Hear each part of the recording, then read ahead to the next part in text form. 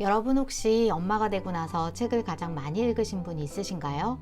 저도 그랬거든요. 근데 웃긴 건 그게 다 육아서였다는 거예요. 아이를 키우면서 고민이 생길 때마다 책을 찾았어요. 그때마다 어찌 알았는지 딱 맞는 책이 눈에 들어오더라고요. 날마다 책을 사들였죠. 나를 위한 물건을 살 때는 왠지 찔리는 마음이 드는데 아이를 위해 책을 읽는다고 하니까 그게 또 왠지 멋져 보이기도 하고요. 근데 문제가 뭐였냐면요. 쇼핑몰에서 인기 순으로 구두를 고르듯 육아서도 그냥 인터넷 서점 베스트셀러에서 골랐다는 거예요. 한 권을 읽으면 또 그 책에서 추천하는 책을 또 사고 꼬리 물듯 계속 읽어 나갔어요. 책에서 본 방법은 해볼만 하다 싶으면 다 적용해 봤고요. 그땐 진짜로 이런 생각이 들었거든요. 책에서 시키는 대로 안 하면 우리 아이 뇌가 제대로 발달 안 하는 거 아닐까? 지금 생각하면 웃기지만 그땐 그게 두려웠어요. 우리 아이가 어릴 때 잔병 치레도 많고 모유든 분유든 이유식이든 잘 안 먹고 밤마다 깨서 울고 그랬거든요. 그럴수록 더 책에 파고들었어요. 책 내용을 아이한테 대입해가며 유난 아닌 유난을 정말 많이 떨었죠. 그때 저는 책에 나온 내용을 그냥 100% 믿었어요. 저자분들이 다 공부 많이 하신 분들이고 육아 전문 박사님들이니까요. 그런데 이상하게 책을 읽으면 읽을수록 자신감이 생기는 게 아니라 오히려 불안이 더 커지는 거예요. 육아서를 수백 권 읽고 나서야 깨달았어요. 모든 책이 옳은 건 아니라는 걸요. 어떤 책은 저한테 이런 자책을 심어줬어요.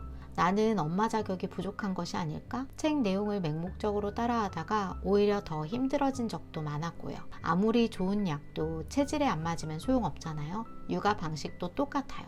책은 참고 자료일 뿐 삶의 기준은 나와 내 아이한테 있어야 해요. 그렇다면 어떻게 책을 읽어야 할까요? 오늘 제가 3가지 기준을 나눠드릴게요. 첫째, 불안한 마음을 먼저 다독여줄 책을 골라 읽으세요. 엄마가 되면 누구나 서툴고 모르는 거 투성이잖아요. 불안하고 또 걱정되는 날이 훨씬 더 많고요. 이럴 때는 마음을 다독여줄 책이 먼저예요. 마음챙김 도서나 육아 에세이가 생각보다 훨씬 더 큰 힘이 돼요. 저도 그런 책들에서 정말 많은 위로를 받았거든요. 전문가가 쓴 책보다 나랑 비슷한 또래의 아이를 키우는 엄마가 솔직하게 써내려간 문장들이 더 현실적이고 따뜻하게 와닿더라고요. 나만 그런 게 아니구나. 이 한 문장이 주는 공감이 불안을 얼마나 많이 녹여주는지 몰라요. 둘째, 목적을 가지고 책을 골라서 실용적으로 활용하세요. 예를 들어 아이가 이유식을 잘 안 먹어서 걱정이라면 책부터 아무거나 집어들지 말고 먼저 이렇게 질문해 보세요. 우리 아이는 왜 이유식을 안 먹는 걸까? 아이가 타고난 기질 때문인지, 재료 궁합을 내가 몰라서인지, 시간대가 정해지지 않아서인지, 아니면 레시피 문제인지 말이에요. 이렇게 원인을 먼저 따져보는 거예요. 그렇게 하다 보면 내가 찾아야 할 책의 기준이 명확해져요. 기준이 생기면 책을 읽기도 전에 답을 찾을 때도 있어요. 내가 필요한 게 무엇인지 질문하고 답을 찾는 과정에서 나만의 기준이 세워지거든요. 그 기준에 맞는 좋은 책을 만날 수 있고 책을 제대로 활용할 수 있는 사람이 되는 거예요. 셋째, 저자의 의견을 다 수용하지 않을 용기를 가지세요. 책을 읽다 보면 저자의 권위나 전문성에 눌려서 내 생각보다 그분들의 의견이 더 정답처럼 느껴질 때가 있잖아요. 그런데 책의 내용이 모두 나한테 맞는 건 아니에요. 내 아이한테 맞는 것도 아니고요.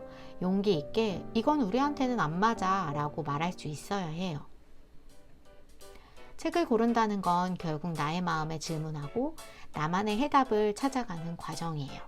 남의 기준이 아닌 나의 기준으로 책을 선택하는 순간 여러분은 훨씬 더 단단한 엄마가 될 수 있을 거예요. 오늘 영상이 도움되셨다면 좋아요와 구독 부탁드리고요. 여러분의 이야기들도 댓글로 나눠주세요. 그럼 우리 다음 영상에서 또 만나요. 안녕.